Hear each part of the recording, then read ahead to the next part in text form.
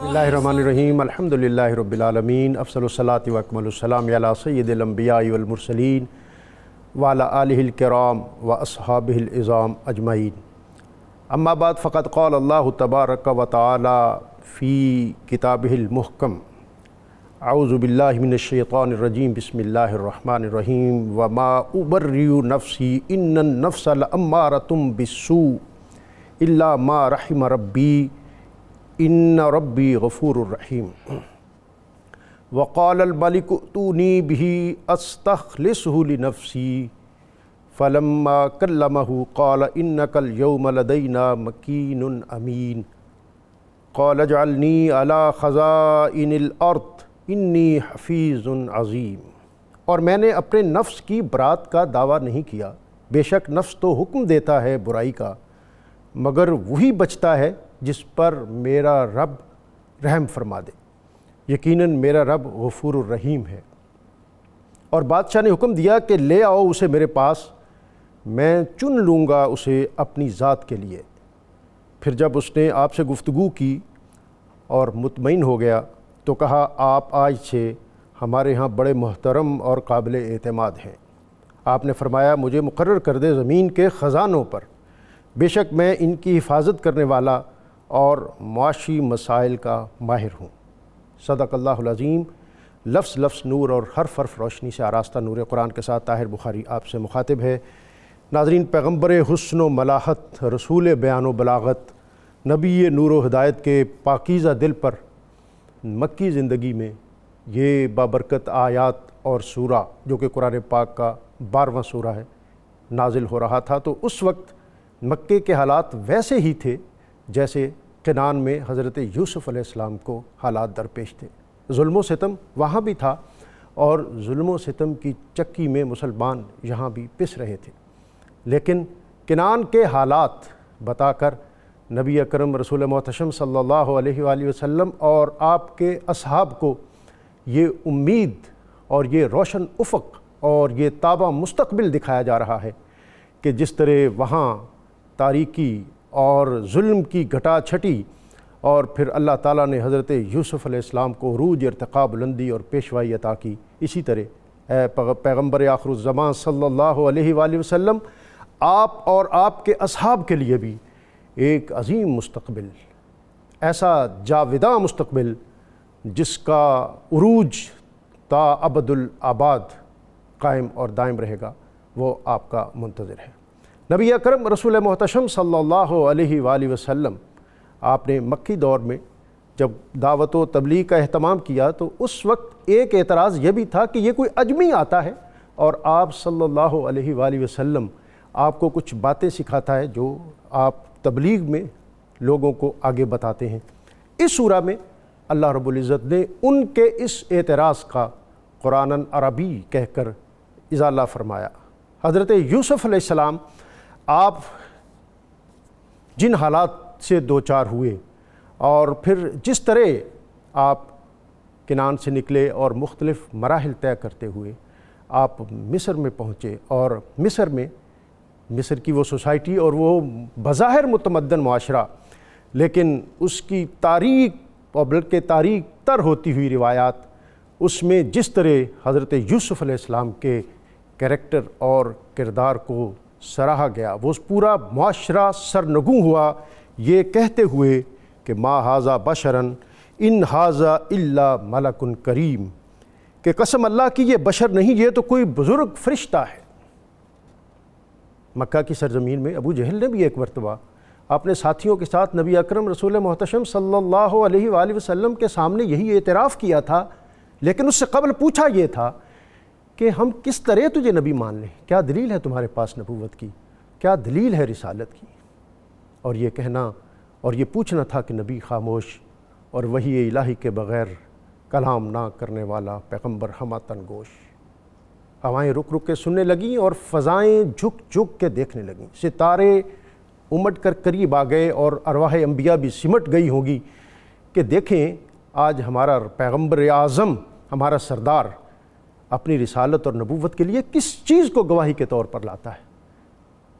اللہ کی قسم، نبی صلی اللہ علیہ وسلم چاند کو بلاتے تو وہ آپ کی رسالت کی گواہی دیتا، سورج کو اشارہ کرتے تو وہ آپ کی نبوت اور رسالت کی گواہی دیتا، لیکن آپ نہ چاند کو بلاتے ہیں اور نہ سورج کو بلاتے ہیں۔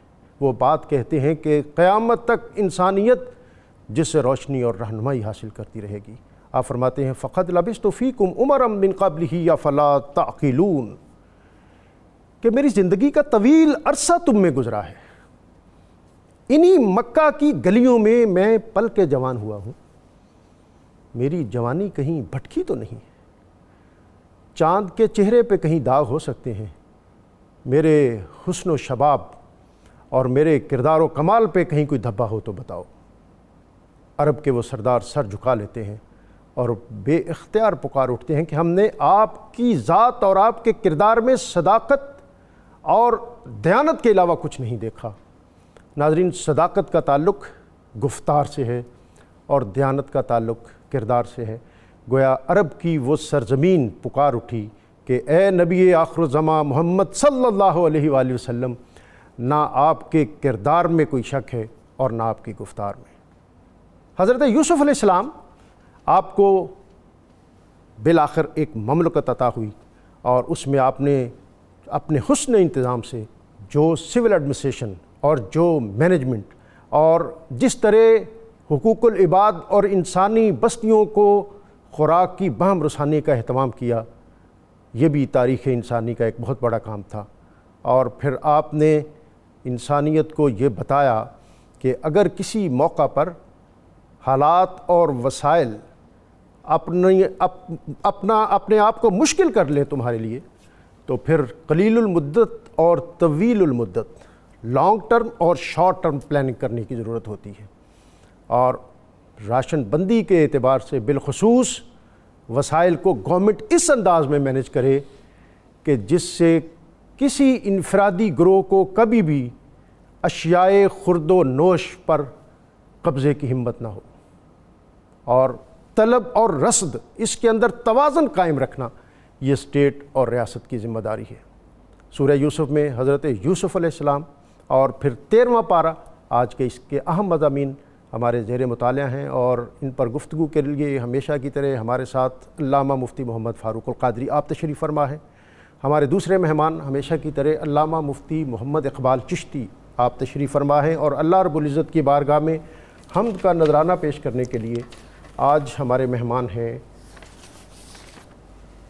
حافظ محمد فاروق سیالوی۔ میں اپنے مہمانوں کو خوش آمدید کہتے ہوئے آج کا اسماء الحسنہ میں سے کہ اسم البصیر، سب کچھ دینے والا، جو شخص نماز جمعہ کے بعد 100 مرتبہ اللہ تعالیٰ کا یہ اسم گرامی البصیر اس کا ورد کرے تو اللہ تعالیٰ اس کے دل میں نور اور آنکھوں میں روشنی پیدا فرما دے گا۔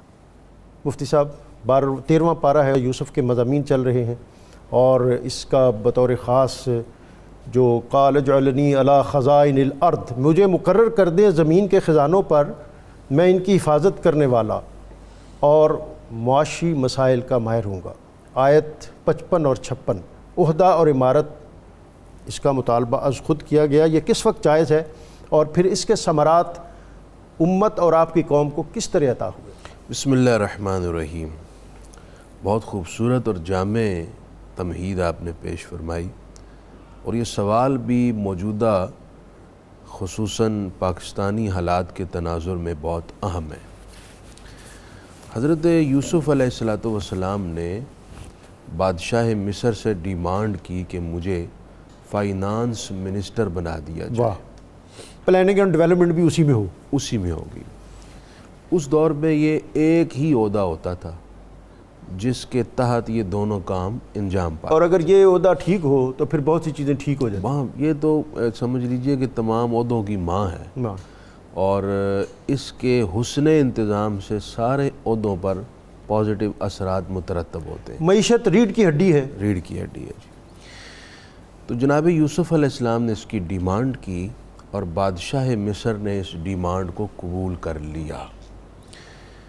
اس سے معلوم یہ ہوا کہ کوئی اہل شخص اگر مملکت میں دوسرے اس منصب کے لائق افراد نہ پائے تو خود پیش ہو کر ڈیمانڈ کر سکتا ہے کہ میں اس منصب کے لائق ہوں، میں اللہ کے احکام نافذ کر سکتا ہوں، میں اس کا انتظام انصرام بہترین انداز میں چلا سکتا ہوں، لہٰذا یہ منصب میرے حوالے کیا جائے۔ اس لیے حضرت یوسف علیہ السلام نے ڈیمانڈ کی۔ ہمارے نبی صلی اللہ علیہ وسلم کی بیشتر احادیث ہیں جس میں خود عہدے کی ڈیمانڈ کرنا منع فرمایا گیا ہے، کہ خود اپنے آپ کو کہہ دیا جائے کہ مجھے منتخب کیا جائے، مجھے یہ منصب سپرد کیا جائے، اس کو منع فرمایا آپ نے۔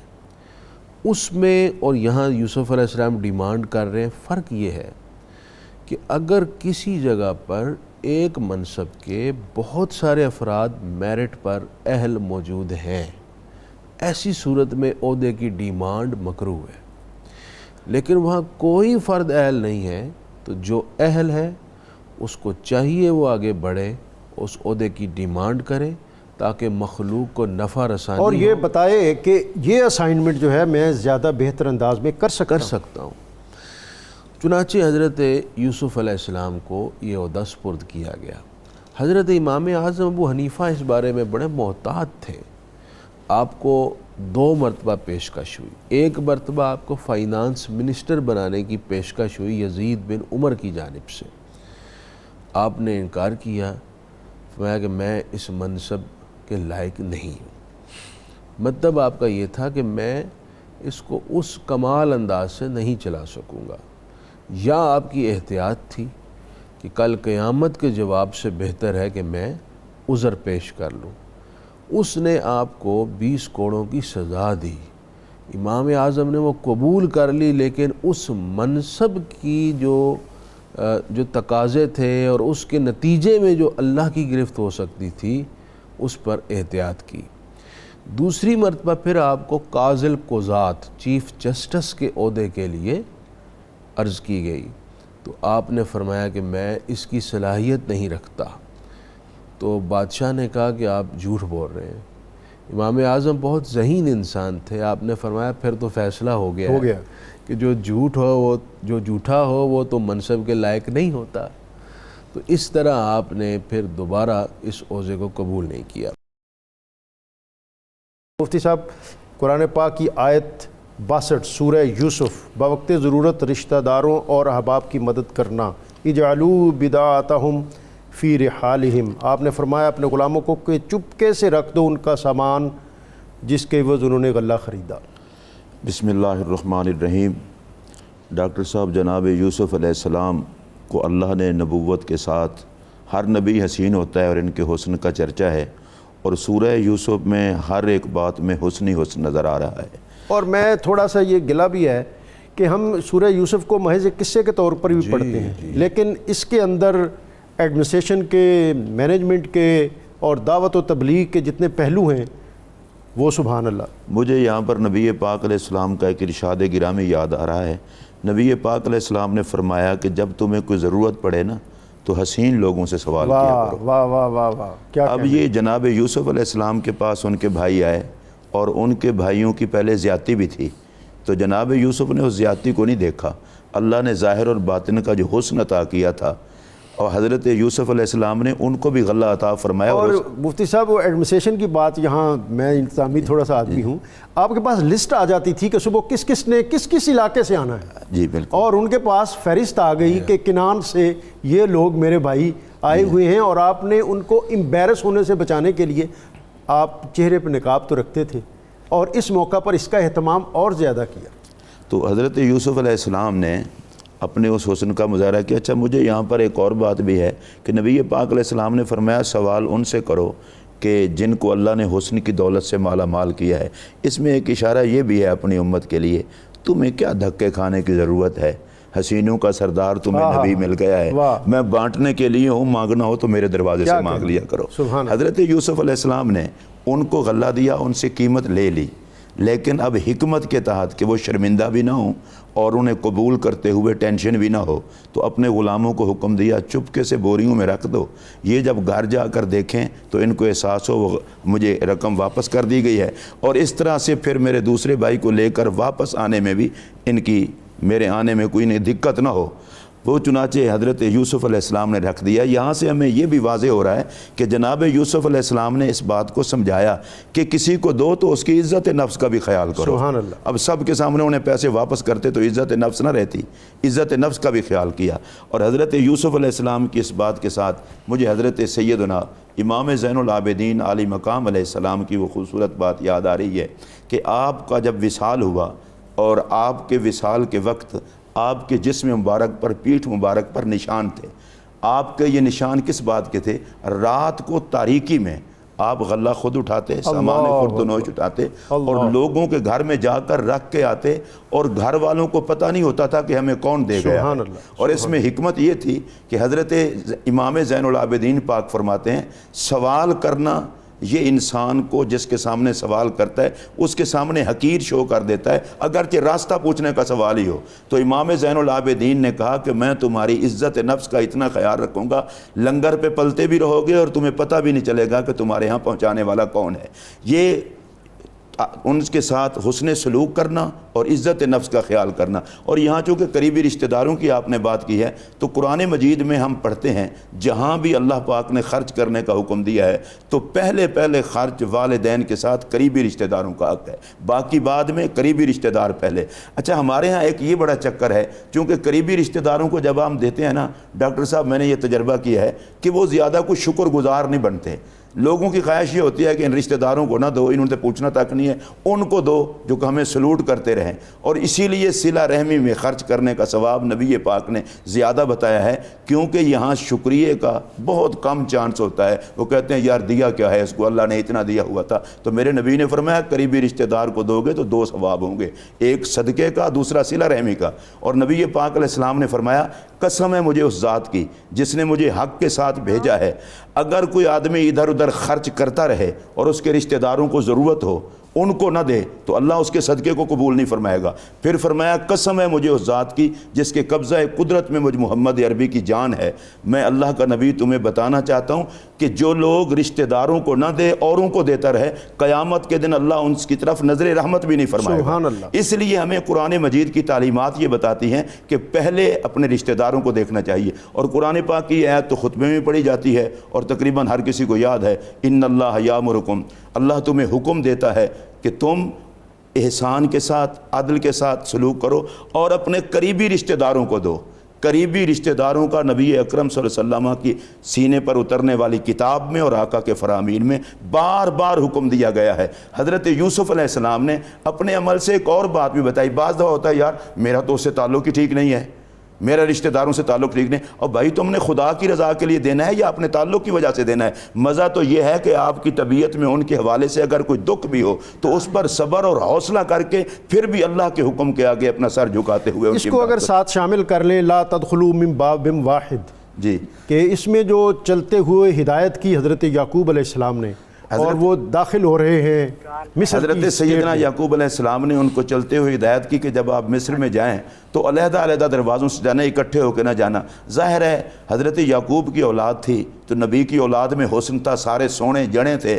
اب حسین لوگوں کو اکٹھے دیکھ کر تو بد نظروں کی نظریں بد بھی لگ جاتی ہے۔ حضرت یعقوب علیہ السلام نے کہا اللہ نے جو کرنا ہوتا ہے وہ کرنا ہوتا ہے، اس سے تو میں تمہیں نہیں بچا سکتا، لیکن یہ ہے کہ تم علیحدہ علیحدہ ہو کے جانا، اللہ کی ذات پر توکل کرتے ہیں، اللہ کرم فرمائے گا۔ یہ اصل میں نظر بد سے بچانے کے لیے، اور پہلے تو چونکہ پتہ نہیں تھا یہ کون ہے، اب تو پتہ بھی لگ چکا تھا کہ جناب یعقوب کی اولاد سے ہیں، تو لوگ دیکھ کر کہیں اور نظر سے نہ دیکھیں۔ جناب یعقوب کی اولاد ہیں، جناب اسحاق کے پوتے ہیں، حضرت ابراہیم کے پڑپوتے ہیں، اور جناب یوسف کے بھائی ہیں۔ اچھا یہاں پر ایک بڑا ظلم ہوتا ہے آج کل ہمارے معاشرے میں، جہالت کی وجہ سے ہر بے وفا بندے کو کہہ دیتے ہیں یار تم تو برادران یوسف کی طرح ہو، حیا کرنی چاہیے۔ حضرت یوسف علیہ السلام کے بھائیوں کے لیے نبوت کا قول بھی ہے کہ وہ نبی تھے، اگر نبی نہ بھی ہوں تو وہ ولی تو ضرور تھے نا۔ اور نبی کی اولاد ہیں, نبی کے بھائی ہیں, حیا کرنا چاہیے ان کے حوالے سے. بے وفائی کا استعارہ استعمال نہیں کرنا چاہیے. رب نے ان کو بے وفا نہیں کہا, جناب یوسف نے ان کو معاف کر دیا, حضرت یعقوب علیہ السلام نے ان کے لیے بخشش کی دعا کر دی, اور آج 14ویں اور 15ویں صدی کے لوگ انہیں معاف نہیں کر پاتے. میں نے بہت سارے لوگوں کو دیکھا ہے جی میرے بھائی تو برادران یوسف کی طرح ہیں. میں انہیں کہنا چاہتا ہوں حیا کرو, نہ تم یوسف ہو نہ تمہارے بھائی برادران یوسف ہیں. ان کے لیے توہین کا کلمہ استعمال کر کے اپنی آخرت کو برباد مفتی نہ صاحب کرو. میں آپ کی طرف آ رہا ہوں. ایک بات اعلیٰ حضرت رحمۃ اللہ علیہ نے اس پر بڑی سختی فرمائی ہے. فرمایا جو توہین کے کلمے ان کے بھائیوں کے لیے کہے اسے تجدید نکاح بھی کرنی چاہیے, تجدید ایمان بھی کرنا چاہیے. اور یہ جملہ اکثر سننے کو ملتا ہے, یہ ہماری جہالت کی وجہ سے.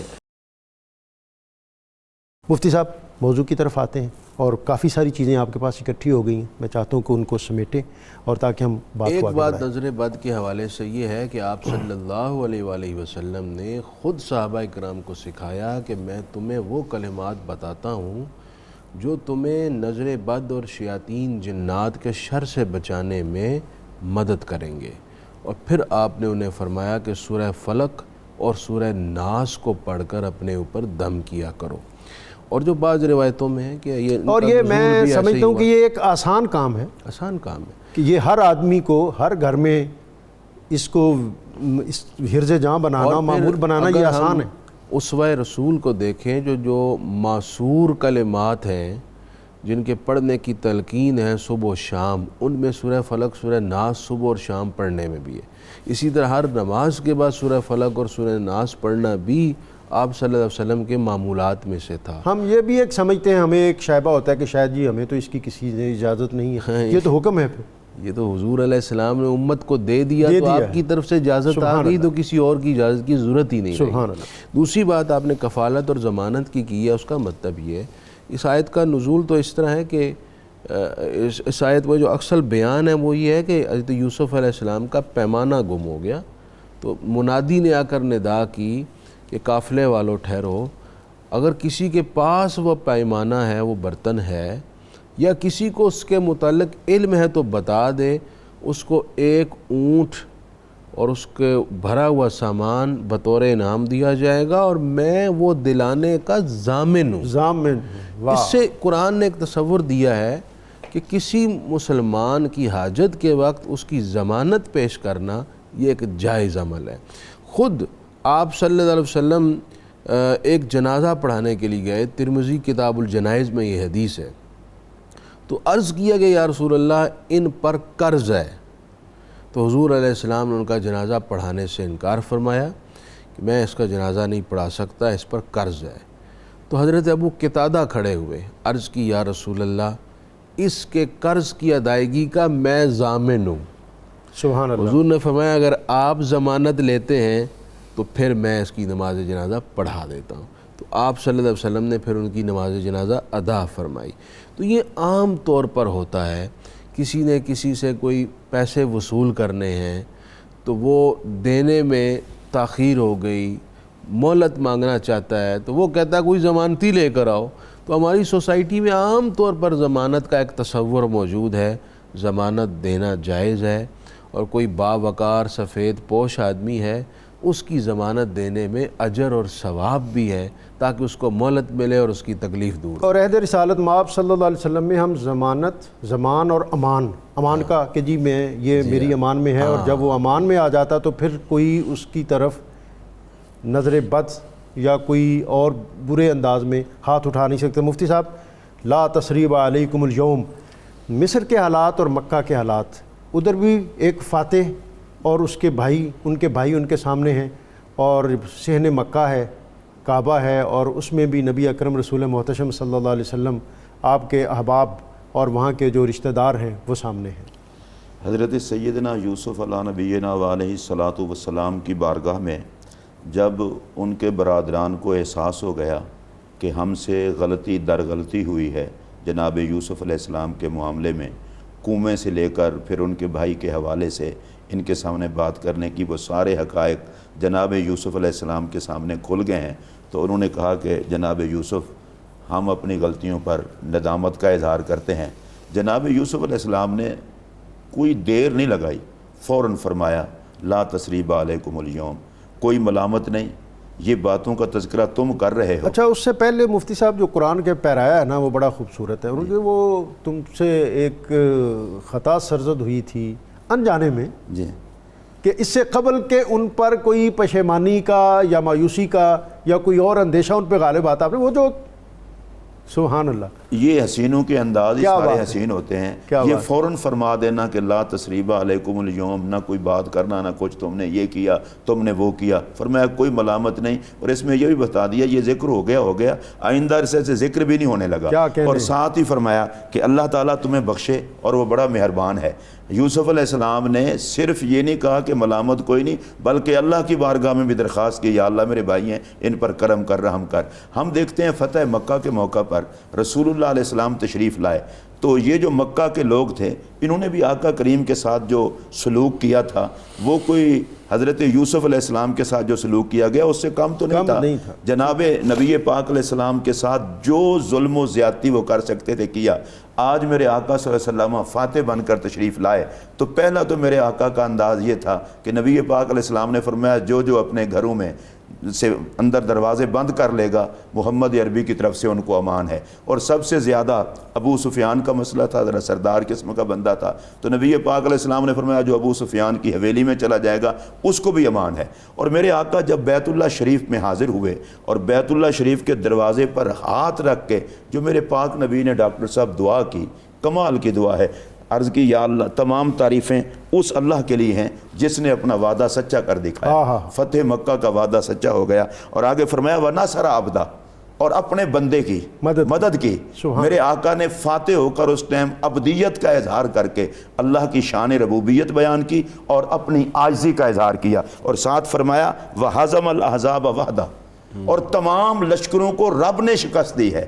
یہ نہیں کہا کہ یہ ہماری بہادری ہے، یہ ہماری طاقت ہے، یہ میرے پاک نبی کی تعظیم ہے۔ اب اس کے بعد میرے آقا مخاطب ہوئے، معاشر قریش کو مخاطب کیا، کہا اب بتاؤ تمہارا کیا خیال ہے، تم نے تو ہمیں یہاں سے نکالا تھا، میرے بارے میں کیا خیال ہے تمہارا؟ تو انہوں نے جو لفظ کہے وہ بڑے تاریخی ہیں، انہوں نے کہا جی آپ کریم ہیں، بلکہ کریم ابن کریم، آپ کے ابا جی بھی کریم تھے، آپ بھی کریم ہیں، آپ کی ذات سے سوائے خیر کے ہم کوئی توقع نہیں رکھتے۔ تو میرے اور آپ کے پیارے نبی صلی اللہ علیہ وسلم نے ارشاد فرمایا جو جناب یوسف نے میرے بھائی نے کہا تھا میں بھی تمہیں آج یہی کہتا ہوں، لا تثریب علیکم اليوم، جاؤ جتنا ظلم و زیادتی تم نے کیا تھا کوئی ملامت نہیں ہے، تمہیں معاف کیا۔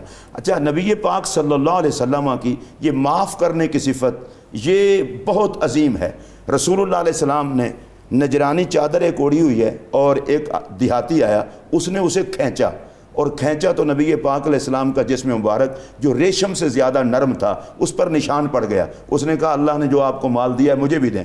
آپ نے فرمایا مال تو بعد میں دوں گا، پہلے جو کھینچا ہے تکلیف ہوئی ہے اس کا تو بدلہ دینا پڑے گا۔ اس نے کہا نہیں مجھے کوئی بدلہ نہیں دینا پڑے گا، میں نے دکھ ہی اس کو دیا ہے جو دکھ کے بدلے دکھ نہیں دیتا۔ رسول اللہ علیہ السلام نے خوش ہو کر صحابہ کو فرمایا کہ اسے 2 اونٹ لاد کے دے دو۔ اور آخری بات میں یہ عرض کرنے لگا ہوں کہ جب رسول اللہ علیہ السلام کو پتھر مارے گئے طائف کے میدان میں اور آقا کو زخمی کیا گیا، صحاب اور وہ جو حالت تھی کیفیت تھی وہ ساری دنیا جانتی ہے، نالین شریفین قدمین سے چمٹ گئی۔ صحابہ کرام نے عرض کی یا رسول اللہ ان کے لیے ہلاکت کی دعا فرما دیں، تو میرے پاک نبی نے دعا کی یا اللہ میری قوم کو ہدایت دے، یہ مجھے جانتے نہیں ہیں۔ تو نبی پاک علیہ الصلوۃ والسلام تو دشمنوں کو معاف کرتے ہیں، تکلیف دینے والوں کو معاف کرتے ہیں۔ آج ڈاکٹر صاحب ہمارے معاشرے میں 2 قسم کے ظلم ہو رہے ہیں، ایک تو لوگ ظلم کرتے ہوئے خدا رسول کا خوف نہیں کرتے، اور دوسرا جس پر زیادتی ہو جائے اس کے سامنے بھی رسول اللہ کا عصمہ نہیں ہوتا۔ کوئی معاف کرنا بھی سیکھ لے تو شاید ظلموں میں کمی آ جائے اور لوگوں کے اندر ایک امن کی صورت پیدا ہو جائے۔ بہت خوبصورت پیرایا ہے اب اذهبوا بقمیصی ھذا، اور مولوی غلام رسول صاحب نے کہا کہ لے جاؤ یہ کرتا میرا منہ پدر دے پائیو، نور اکھاں دا واپس آوے ویکھ لیو ازمائیو۔ سبحان اللہ۔ حضرت یوسف علیہ السلام نے جب بھائیوں کے سامنے اپنا تعارف کروا دیا اور انہیں معلوم ہو گیا کہ یہ شاہ مصر تو ہمارے بھائی حضرت یوسف علیہ السلام، تو آپ نے ان سے اپنے والد کے بارے میں پوچھا تو بھائیوں نے عرض کیا آپ کی جدائی کے غم میں مسلسل رو رو کر ان کی آنکھوں کی بینائی چلی گئی ہے۔ حضرت یوسف علیہ السلام نے اپنے قمیض مبارک اتاری، فرمایا یہ لے جاؤ اور میرے والد گرامی کی آنکھوں پر رکھنا، ان کی بینائی پلٹ آئے گی۔ ایسا ہی کیا گیا، جناب یعقوب علیہ السلام کی بینائی پلٹ آئی۔ اس سے پتہ یہ چلا، قرآن ہمیں تصور یہ دے رہا ہے، جو اللہ کے مقبول اور پیارے بندے ہیں ان کے تبرکات میں بھی لوگوں کے لیے نفع ہے۔ سبحان اللہ۔ بخاری میں ہے اور دیگر احادیث کی کتب میں، بلکہ ابن ماجہ کی آپ کو پہلے سنا دوں۔ یہ جب حضور علیہ السلام نے حج فرمایا تو ایک خاتون آئی، ام جندب، آپ کی خدمت میں، عرض کی یا رسول اللہ، میرا یہ خاندان میں ایک ہی بچہ رہ گیا ہے، یہ بولتا ہی نہیں ہے۔ حضور علیہ السلام نے فرمایا پانی لاؤ۔ پانی لایا گیا، اس پانی میں آپ نے اپنے ہینڈ واش کیے، پھر اس میں کلی کی اور کلی کا پانی اس میں واپس ڈال دیا۔ فرمایا یہ پانی اس بچے کو پلا دو اور تھوڑا سا اس کے اوپر بھی چھڑک دینا، اور حضور نے دعا فرمائی۔ اس عورت نے ایسا ہی کیا۔ تو وہ جو صحابی رسول اس کو روایت کرتے ہیں، وہ فرماتے ہیں کہ میں اسٹو میں لگا رہا کہ اب ہوا کیا اس کے ساتھ۔ وہ کہتے ہیں آئندہ برس پھر اس عورت سے میری ملاقات ہوئی تو میں نے پوچھا تمہارے بچے کا کیا حال ہے؟ تو اس خاتون نے بتایا جی کہ میرا بچہ نہ صرف بولنے لگا ہے بلکہ یہ دیگر تمام بچوں سے زیادہ ذہین، باشعور اور عقل مند ہو گیا ہے۔ میں حیران ہوتی ہوں، اتنی عمر کا بچہ بڑی عمر کے افراد کی طرح دانائی رکھتا ہے۔ سبحان اللہ۔ تو اللہ تعالیٰ نے اپنے پیاروں کے تبرکات میں نفع رکھا ہے۔ حضرت ام سلمہ کے پاس حضور علیہ السلام کے منہ مبارک تھے۔ صحابہ کرام میں جب کوئی بیمار ہوتا تو ان کو حضرت ام سلمہ کے پاس لے آتے، آپ وہ منہ مبارک نکال کر پانی میں ڈالتی، پھر وہ پانی سے منہ مبارک لے لیتی اور اس مریض کو وہ پانی پلایا جاتا، اللہ اسی وقت اس مریض کو شفا عطا فرما دیتا۔ سبحان اللہ۔ تو یہ تبرکات کا تصور دیکھیں، شفا اللہ ہی دیتا ہے، لیکن یہ شفا رکھی اسی نے ہے۔ اور ان تبرکات کا اعزاز اور اکرام اور ان کو سنبھالنا، از خود ہم حضرت یوسف علیہ السلام کے واقعات میں پڑھتے ہیں کہ جب آپ کو حضرت یعقوب علیہ السلام بھائیوں کے ساتھ روانہ کرنے لگے تو آپ کو اپنے دادا حضرت ابراہیم علیہ السلام کا قمیض پہنایا۔ یہ وہی قمیض مبارک تھی، سبحان اللہ، وہی قمیض سبحان مبارک اللہ، تھی۔ سبحان اللہ۔ اور آپ کے سر پر دستار رکھی حضرت اسحاق علیہ السلام کی، اور کندھے پر چادر رکھی حضرت شیش علیہ السلام کی، سبحان اللہ۔ اور آپ کو جنت کا عصا اور قدموں میں نالین حضرت آدم علیہ السلام کی۔ اور مفتی صاحب اس پر ظاہر ہے اب آپ کا اظہار بیان کہ انی لعاجدہ ریح یوسف اور وچ کنان دے پاک نبی نو غیبوں خبراں آئیاں، اج پیاریاں سجنا والوں سرد ہواواں آئیاں۔ بسم اللہ الرحمن الرحیم۔ ایک بات میں یہ عرض کروں گا کہ جناب یوسف علیہ السلام کے قمیض سے بینائی کا واپس لوٹنا، رسول اللہ علیہ السلام کے جبے کی، منہ مبارک کی بھی بات کی۔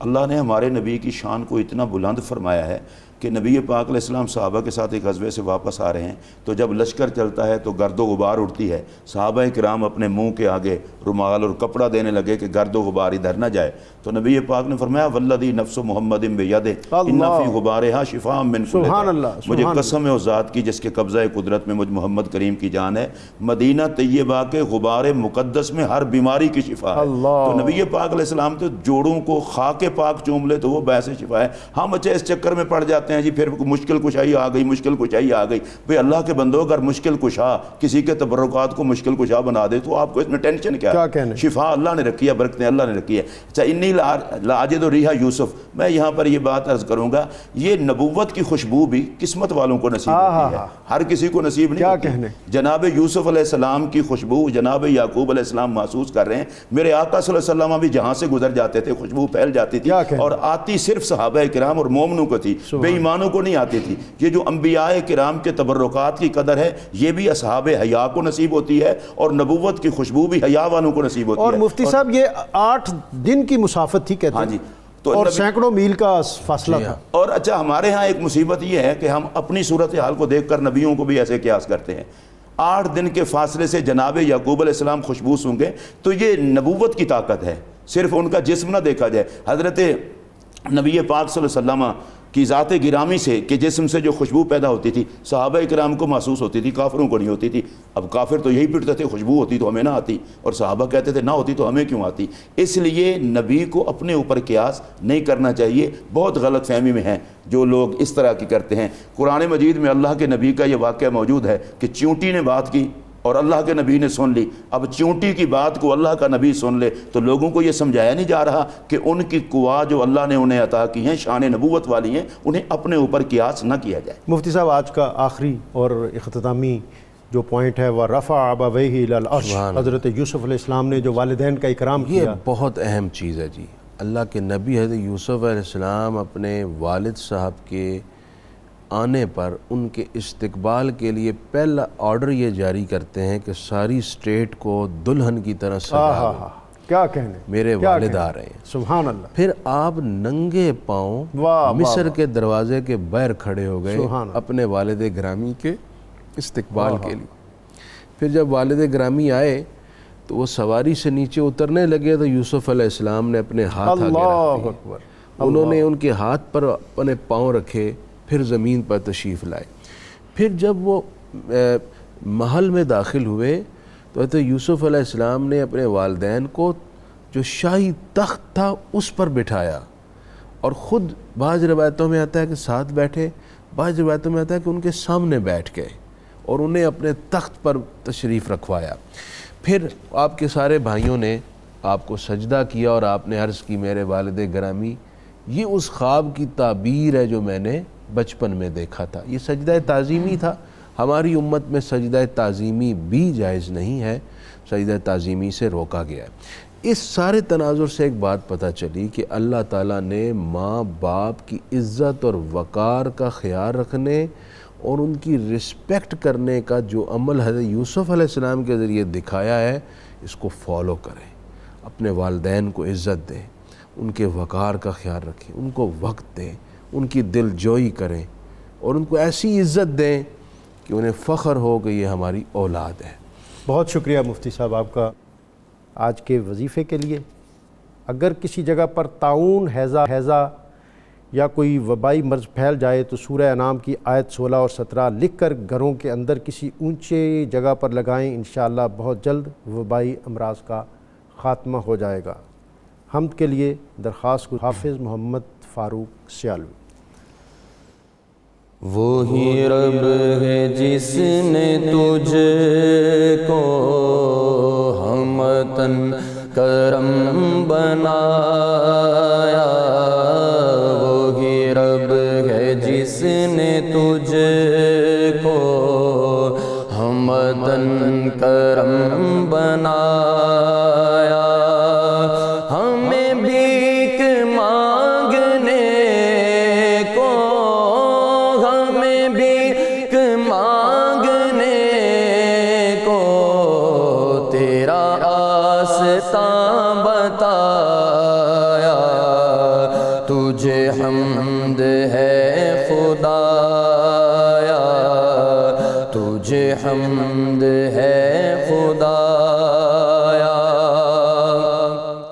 اور تمہیں غاکی میں برایا، تمہیں قاسم میں عطایا، تمہیں دافع بلایا، تمہیں شافع خطایا، کوئی تم سا کون آیا، کوئی تم سا کون آیا، تجھے حمد ہے خدایا، تجھے حمد ہے خدایا، تجھے حمد ہے خدایا، اور یہی بولے سدرہ والے چمن جگہ کے تھالے،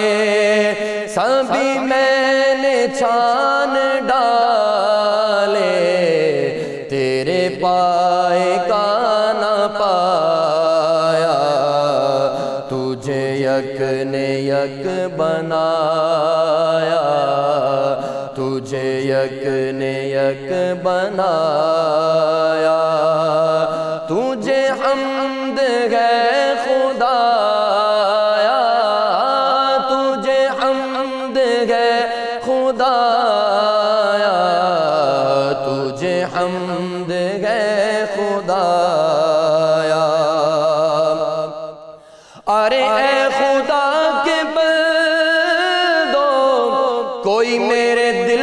ڈھونڈو میرے پاس تھا ابھی تو ابھی کیا ہوا خدایا، نہ کوئی گیا نہ آیا، نہ کوئی گیا نہ آیا۔